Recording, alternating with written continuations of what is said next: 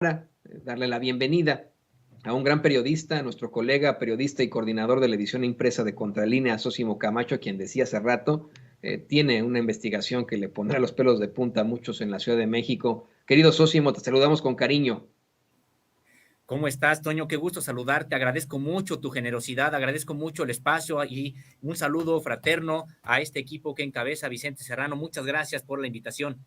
No, estamos agradecidos contigo por compartirnos estas investigaciones y además de que te voy a molestar con que nos des una ampliación sobre la misma, te advierto que te voy a pedir tu comentario sobre los datos dados a conocer hoy sobre Ayotzinapa. Pero antes de eso, ¿por qué no nos platicas precisamente de esto, de cómo es que hayan ahí en contralínea con tu investigación que hay movimientos armados y grupos anarquistas en la Ciudad de México? Una investigación muy a fondo ahí en contralínea, no se la vaya a perder, por favor, y que ahora pues nos va a presentar Sósimo. Adelante, querido Sósimo. Muchas gracias, muchas gracias. Pues sí, comentar que esta investigación que hemos realizado surge a partir, bueno, en Contralínea hemos tenido ya investigaciones al respecto sobre la subversión en todo el país, también, por supuesto, en la Ciudad de México. En Contralínea hemos entrevistado en su momento a los líderes o podemos decir a los dirigentes de estos grupos armados, en su momento al EZLN, en su momento al EPR, al ERPI, y también hemos entrevistado en algunos otros momentos a integrantes del anarquismo insurreccionalista. De hace tiempo, estas entrevistas ocurrieron en sexenios anteriores con una efervescencia subversiva, podemos decir que importante, y que pues hemos dado seguimiento. Ahora que ha habido este hackeo a la Secretaría de la Defensa Nacional, pues nosotros también hemos tenido acceso a estos archivos que hackeó este grupo de piratas cibernéticos que se ha autonombrado Guacamaya, y que nosotros hemos podido también indagar qué es lo que hay en estos archivos, y particularmente pues nos han interesado los temas que hemos nosotros investigado, de los cuales hemos tenido información y que nos ha permitido darle seguimiento ahora con más información a estos temas que hemos presentado desde hace tiempo en Contralínea. Y sí, se trata de esta investigación que da cuenta de lo que considera la Sedena,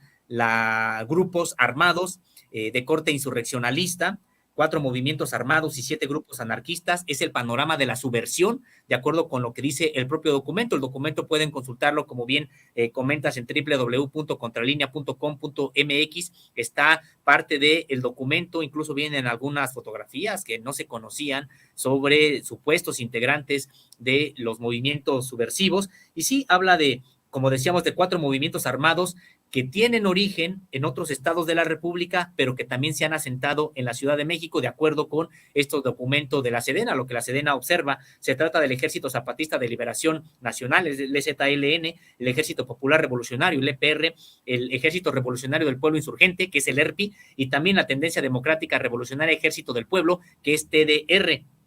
A ellos, de acuerdo con estos documentos de la Sedena, se suman 7 grupos anarquistas, y de destacarse que la mayoría integrada por jóvenes universitarios, muy, muy jóvenes, prácticamente de bachillerato. Sin embargo, los tiene este documento de la Sedena pues clasificados como parte de la subversión en la Ciudad de México. De acuerdo con este documento, incluso también se enlistan acciones pacíficas y de organizaciones que tienen carácter pacífico, y también son enlistadas como parte de lo que sería la influencia de la subversión en la Ciudad de México. Entonces, decíamos, podemos detectar en estos documentos de la Sedena que ellos señalan que hay 2 tipos de subversión en la Ciudad de México. La primera de corte marxista y socialista libertario, es decir, los movimientos guerrilleros que comentaba, ZLN, ERPI, TDR y EPR. Y por el lado de los grupos anarquistas de tipo insurreccionalista, pues ahí habla, como decíamos, sobre todo de movimientos o grupos que son de carácter universitario, la mayoría de ellos. Y de destacar también, Toño, si me lo permites, que incluso la propia Sedena, pues en este documento, a diferencia del otro que ya también habíamos publicado, que obtuvimos de estos, de la revisión de estos documentos de Guacamaya, pues aquí sí hay un lenguaje todavía criminalizante de algunas protestas sociales que sigue habiendo en algunos sectores del ejército, de destacarse porque el otro documento que también hablaba de los movimientos subversivos, de la guerra irregular y de la guerrilla que presentamos en Contralínea, había un cambio importante en la manera de tratar a este tipo de expresiones sociales, en el sentido de que les reconocían pues causas, les reconocía el propio ejército que se debían muchas veces a la falta de atención de las autoridades, a errores políticos que se cometían y que por lo tanto la sociedad buscaba determinados cauces para expresarse, y en ese momento incluso llegaba a reconocer que el 68 participó el ejército de manera con información errónea, atribuible a el campo civil, y de hecho también reconocía que mucha del combate a la guerra sucia que hizo el ejército mexicano pues fue o tuvo gran responsabilidad en la parte civil, que los metió en una serie de problemáticas que la parte civil no pudo responder. Sin embargo, pues ahora en este documento, hablando de la subversión, pues sí encontramos cierto lenguaje otra vez criminalizante, aunque por supuesto esto no quiere decir que se vaya a judicializar algún tipo de acción, pero vemos en contra de grupos abiertos que no están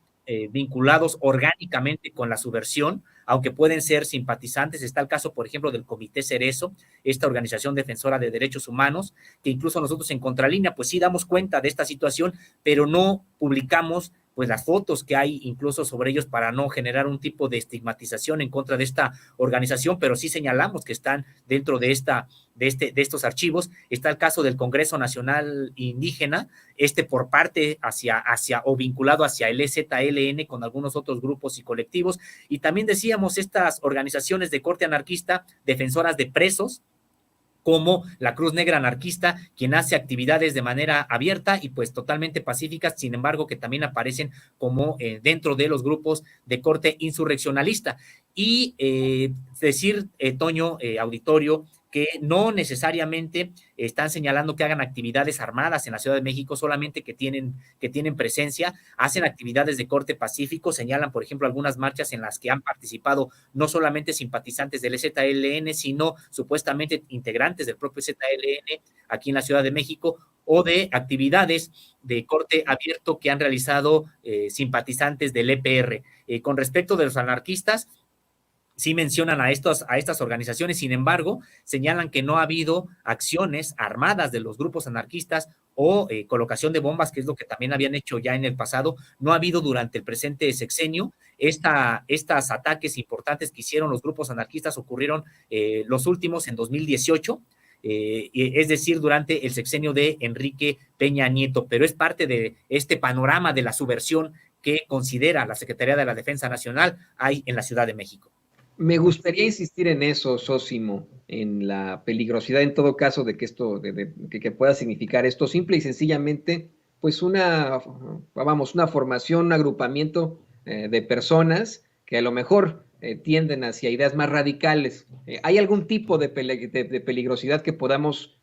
distinguir dentro de estos grupos que nos planteas, de los grupos armados, los 4 movimientos armados que están ahí ya en la Ciudad de México, y de estos 7 grupos anarquistas en la Ciudad de México? O simple y sencillamente podemos pensar en los anarquistas para marchas,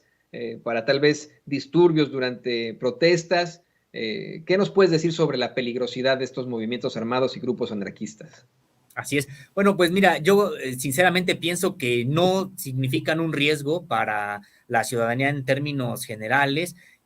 Creo que ya tienen presencia, no es de que se hayan instalado apenas en este sexenio aquí en la Ciudad de México, como comentaba hace un principio. En realidad nosotros hemos dado cuenta de la presencia de ellos, de la subversión, no solamente en los estados, en las comunidades, por ejemplo, de Guerrero, de Chiapas, de Oaxaca, de la Sierra de Chihuahua, sino que hay, por supuesto, presencia de movimientos armados, subversivos en la Ciudad de México, que no necesariamente pues signifiquen algún tipo de peligrosidad. Incluso por algo también comentarlo, Toño, históricamente nunca han atentado en contra de la sociedad. Históricamente estos grupos, tanto los grupos armados como los grupos anarquistas, pues han atentado en lo que consideran símbolos de un poder opresor. En el caso de las guerrillas, pues sí, recordamos en el pasado ataques en contra del ejército mexicano o de determinadas instituciones, incluso en contra del alto sector empresarial en la época de los 70s, de los 80s todavía. Ya después no hemos visto ningún tipo de acción en ese sentido, pero también no hemos visto nunca una sola acción en la que hayan atentado en contra de la ciudadanía. En el caso de los grupos anarquistas, bueno, pues tampoco han atentado en contra de la ciudadanía, me refiero en términos generales, los grupos realmente anarquistas que están en la subversión o en el corte insurreccionalista, pues han atentado en contra de la Conferencia del Episcopado Mexicano, en contra de algunos bancos, en contra de lo que consideran ellos el poder político o económico. Aparte hay que mencionar otros grupos de provocadores que no necesariamente son anarquistas y que muchas veces se les cataloga de esa manera, pero estos grupos que están detectados aquí por la Sedena sí son grupos de corte anarquista que, como te decía, nunca han atentado en contra de la sociedad, no lo han hecho los grupos armados tampoco. Sin embargo,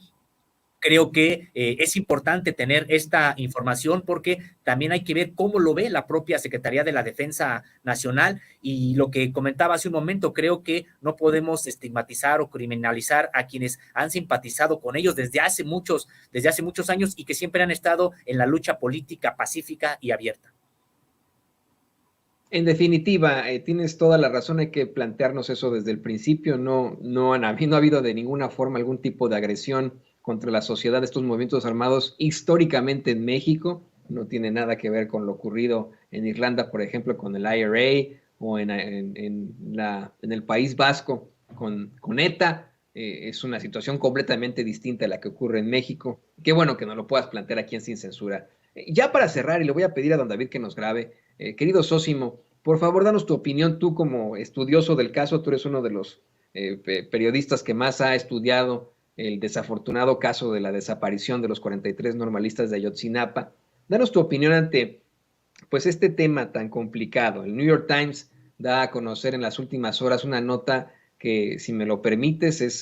si me preguntas tú o si me pregunta el público consentidor de Sin Censura, es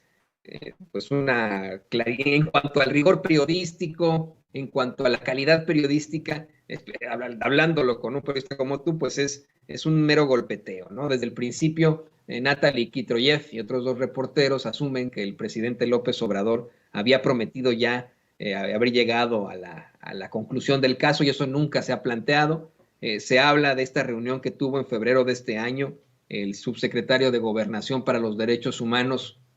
Alejandro Encinas, con nada más y nada menos que Tomás Herón de Lucio en Tel Aviv, en Israel, un desayuno que duró 3 horas, en los que, según el New York Times,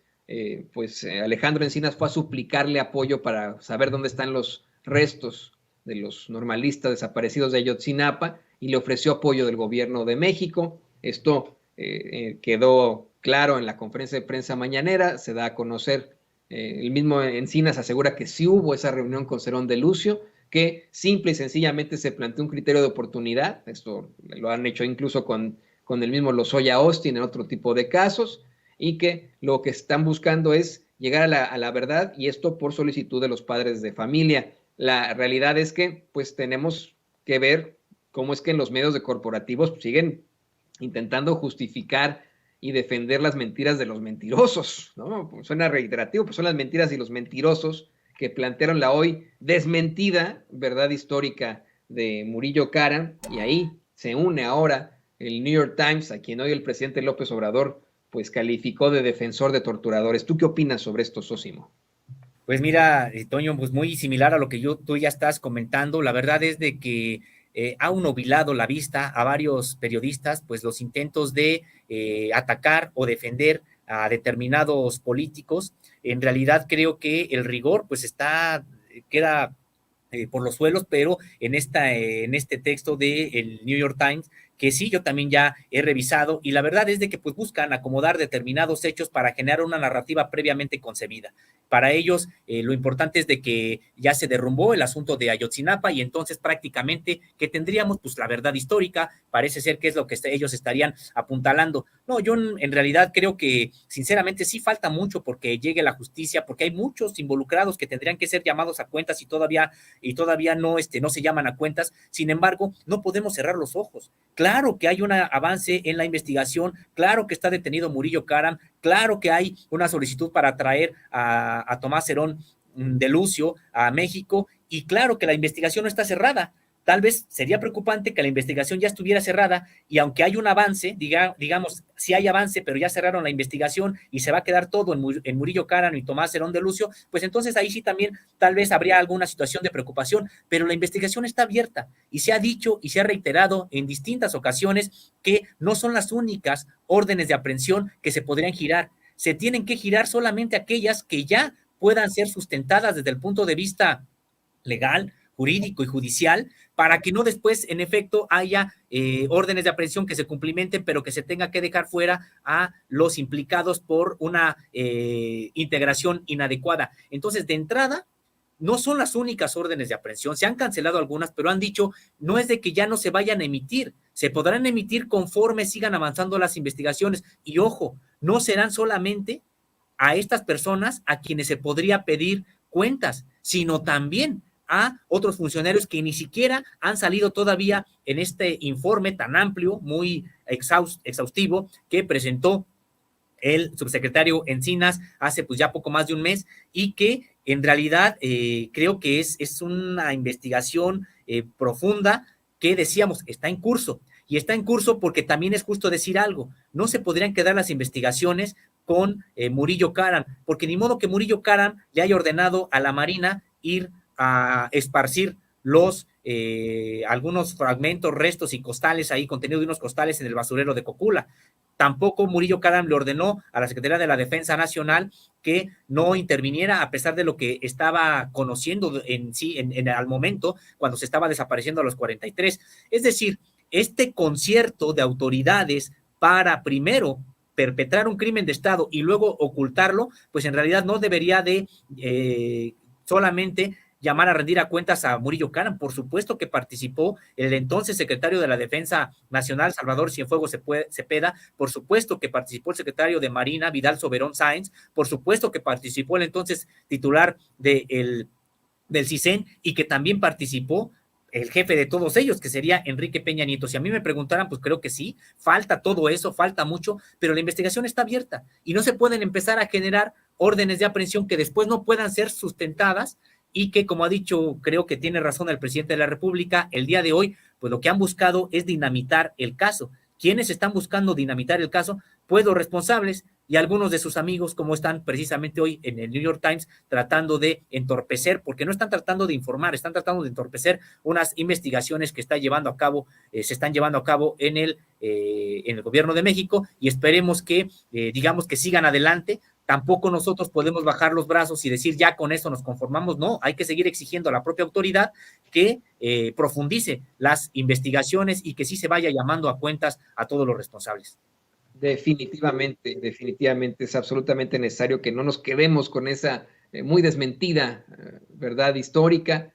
que busquemos la verdad con justicia, como lo hacen ustedes ahí en Contralínea. Yo le ruego a usted que nos ve, que nos escucha, y sí, como dicen en el New York Times, que fue a suplicar Encinas, yo le suplico y le ruego a usted que tire a la basura al New York Times y a muchos de estos medios corporativos que no le están llevando la verdad con justicia. Le suplico, por favor, que busque medios independientes como Contralínea, como Sin Censura, y te agradezco, querido Sósimo, que nos hayas apoyado hoy con esta información sobre los grupos armados, sobre los movimientos armados y los grupos anarquistas en la Ciudad de México, que nos des tu opinión sobre el caso Ayotzinapa. Por favor, compártenos tus redes sociales y cómo es que la gente puede leerte ahí en Contralínea.